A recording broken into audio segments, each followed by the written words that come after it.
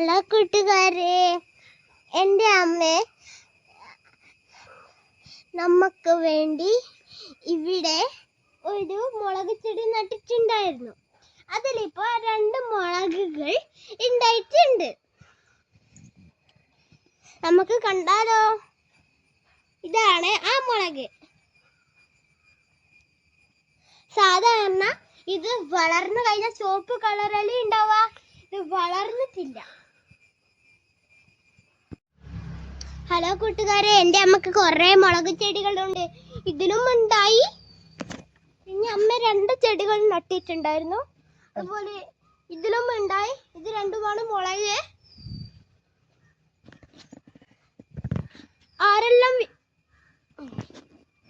ആരൊക്കെല്ലാം വീട്ടിൽ മുളക് ചെടി നട്ടിട്ടുണ്ട്? കമന്റ് ഇട്ട് പറയണേ.